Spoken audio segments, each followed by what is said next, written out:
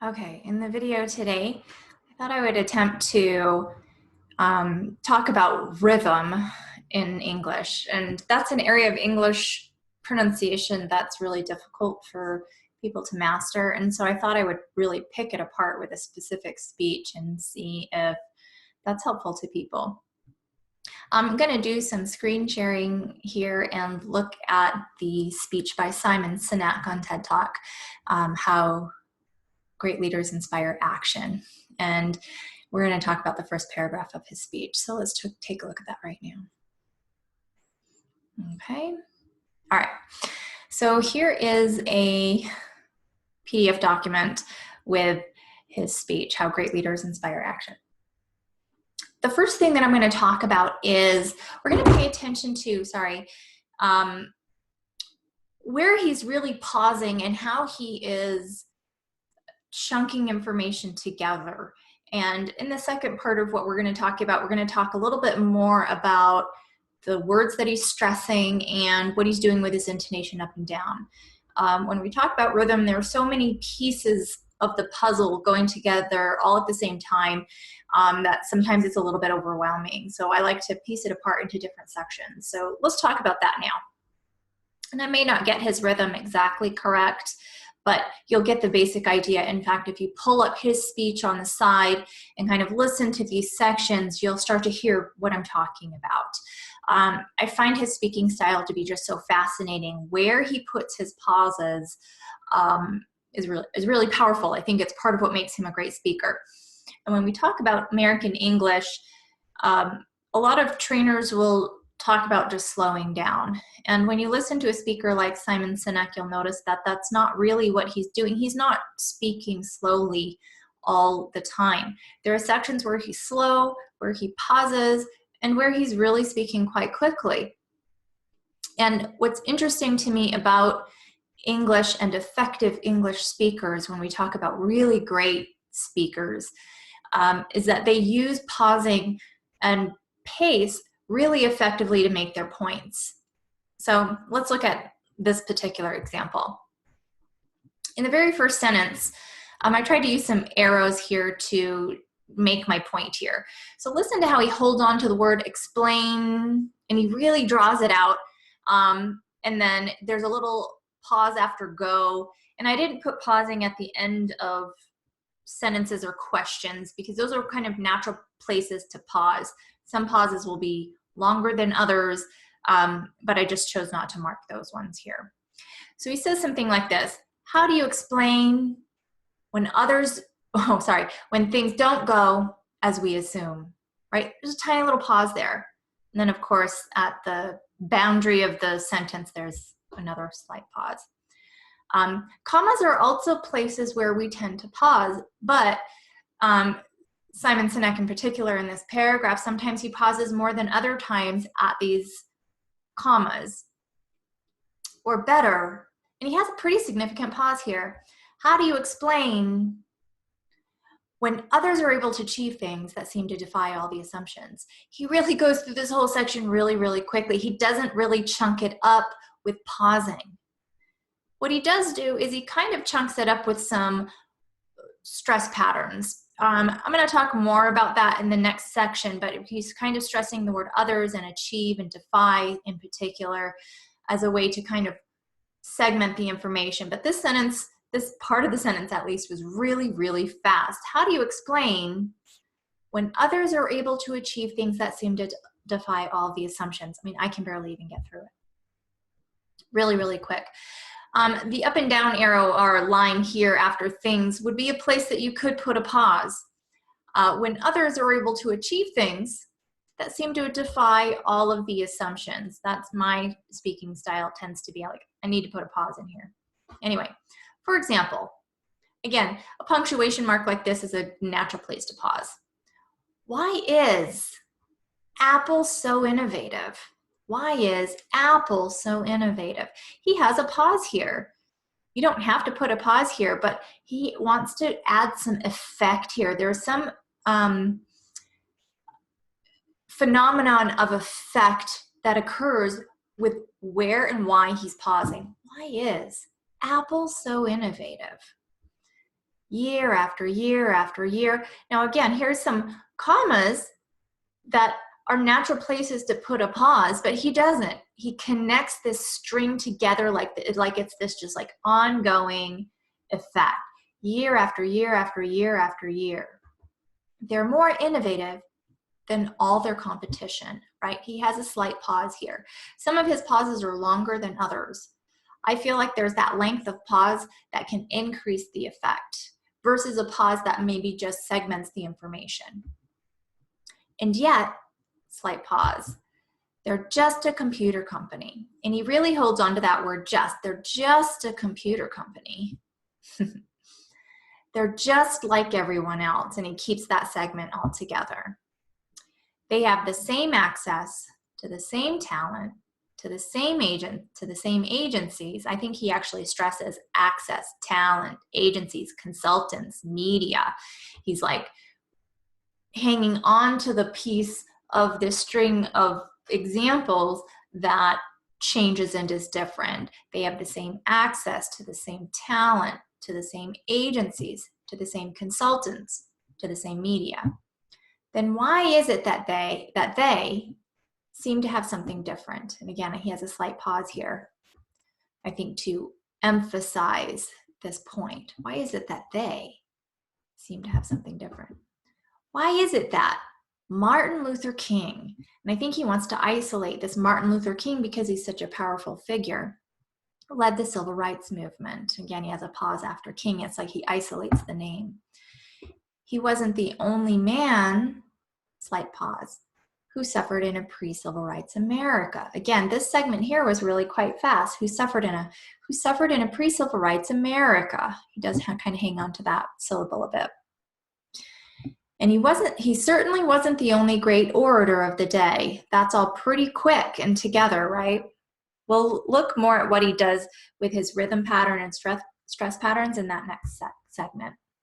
Yeah. Why him? And why is it that the Wright brothers were able to figure out controlled, powered man flight, right? It's like he's isolating these points with his pausing. Powered man flight.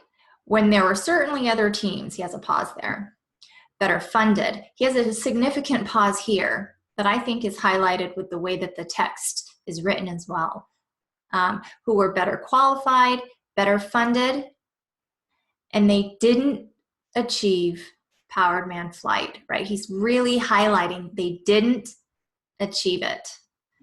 Slight pausing. If I didn't pause here, or if he didn't pause here, it might sound more like they didn't achieve powered man flight.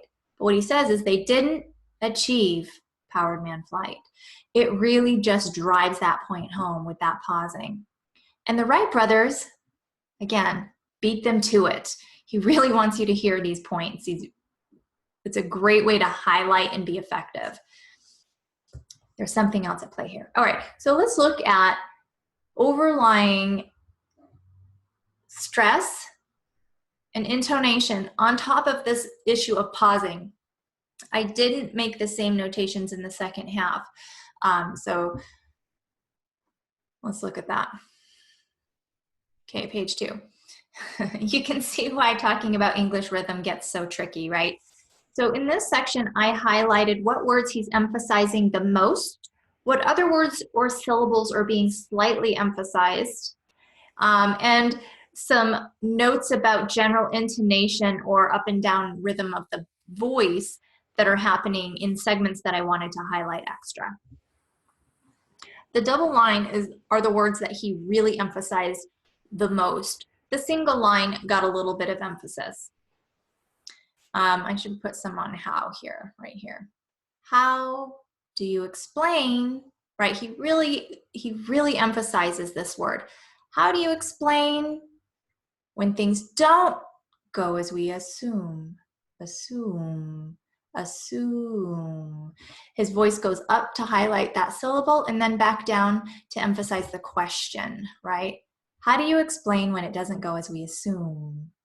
My voice is going to drop at the ends of these questions. It's going to go up on a list. It's going to go up if it were a yes, no question. I would have a voice rise, but here we have a voice my voice going down?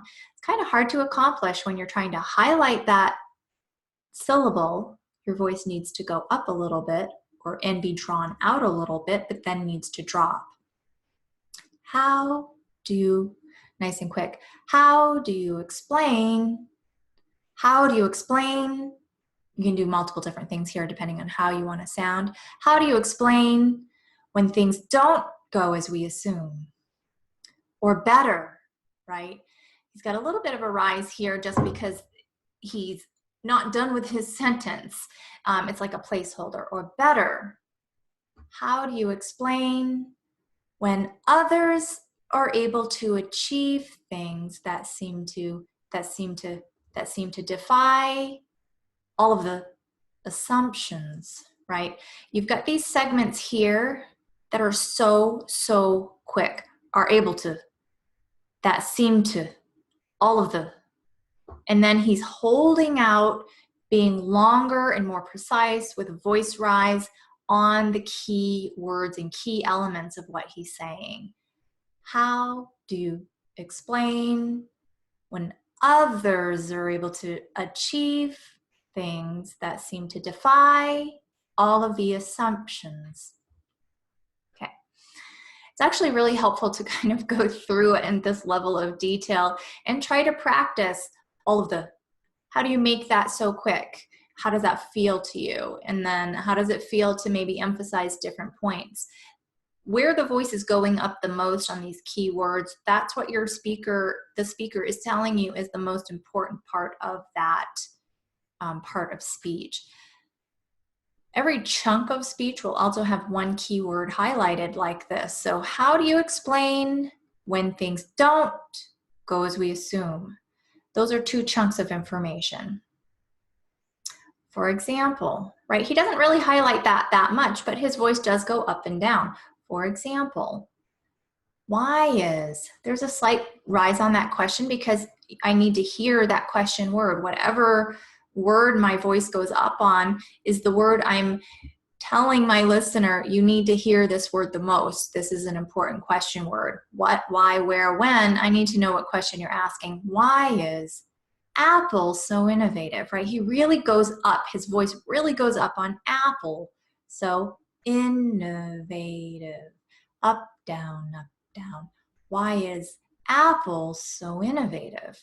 He really wants to highlight Apple because they're a unique computer company, right? Like their business model, that's kind of the point of his discussion here, is that they do something different. And so he really wants to highlight that this is what we're talking about. Year after year after year after year after year. No matter how many times I say that, I am going to rise on my voice until that list is done. And that's what he does. He connects it all together really fast. He doesn't do any pauses. But what he does with his voice is says, there's more, there's more, there's more, there's more. Year after year after year after year after year, they're more innovative than all their competition. He wants to highlight that innovation and all their competition. They're more innovative than all their competition. And yet, and you'll often hear with this phrase a little voice rise because I have more to say. And yet, they're just a computer company, right? They're just a computer company. Highlighting this point of they're just a computer company, right? They're just a computer company. They're just like everyone else. You've got a little bit of up and down here, but it's not as important as the word just. They're just like everyone else. What I think is interesting about this next segment is he doesn't highlight the word same access, same talent, same agencies. He's going to highlight the word that changes: access, talent, agencies, consultants, media. And you'll hear, because it's a list of things, the voice rise at the end of each part of the list until he's done with the list, unless he wants to indicate that it's an open-ended list, which I think he kind of does. They have the same access to the same talent, the same agencies, the same consultants, the same media. media. Maybe he does drop there. Anyway, then why is it that they, he really highlights that word, right? They seem to have something different. Why is it that they seem to have something different? Why is it that Martin Luther King led the civil rights movement? Civil rights movement. He kind of has an up and down right in the middle of the civil rights movement. But with that pausing and then the way he pushes his voice up and down, it just is an engaging and I feel like dynamic way of speaking that makes the listener key in and listen. Every time I hear a stressed word and this pausing and chunking of information, I get more engaged as a listener. Like you're talking about something that's really, really important and that you care a lot about, and now I'm interested in hearing what your point is. I think that's what he accomplishes really well with this speaking style.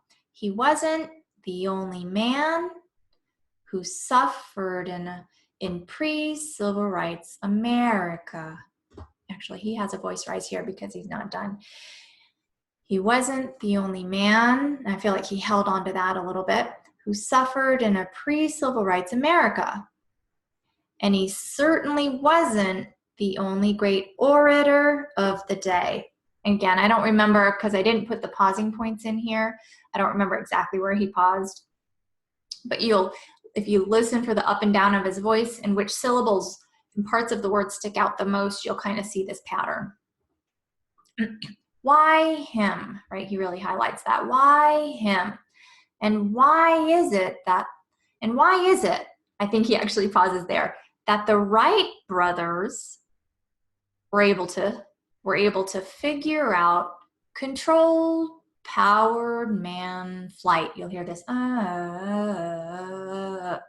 controlled, powered man flight. When there were certainly other teams who were better qualified, again, you'll hear this list, better funded, and they didn't achieve powered man flight. And the Wright brothers beat them to it, right? Beat them to it. You'll hear like those words are so quick. Beat them to it. There's something else at play here. And then he's going to go in to make those points. Anyway, I hope that was helpful. It's really difficult to talk about English rhythm and piece it apart. And I'm sure that when you play, if you were to like listen to what I said and play his video back to back, there are going to be some slight differences because I just tried to make notations based on what I heard him do, and then I'm trying to talk about it after the fact, which is somewhat difficult. But you will hear these general patterns, and if you key in to listen for these general patterns of speech, you'll really start to key in and hear it. When I first started teaching English pronunciation, it was actually really difficult for me to hear those patterns. But because I've practiced and taught it so much, it is so much easier for me to hear it now. And I often, I feel like just model it in my speech as I talk to people, and you'll hear me have these pauses. Sometimes it's a pause of disfluency, like, oh, I'm not sure how I want to put this sentence together, but a lot of times I'm pausing as a way to emphasize the points I'm making and to chunk the information together in a way that's easier to hear and listen and follow along. Anyway, be listening for those patterns. See what you can do to imitate those patterns if you need to improve in this area. I highly recommend recording yourself and going back and listening again. What I like to do is take a transcript like this and of a speaker that I really enjoy listening to and take it sentence by sentence. Listen to them say it, try it yourself, compare the results, and see how you did. Recording yourself is a really difficult thing to do at first, but if you do it a lot, you will get used to it and it's not so bad. Anyway, I suppose I don't need to keep sharing. I appreciate you, anybody who's listened to that. I hope it was helpful. If there's something else you want me to talk about, or if you'd like me to do another video like this and just talk about the rhythm piece again, let me know in the comments and I'll be glad to do it. I hope everybody has a great weekend since I'm recording this on Friday. Anyway, talk to you again soon. Bye.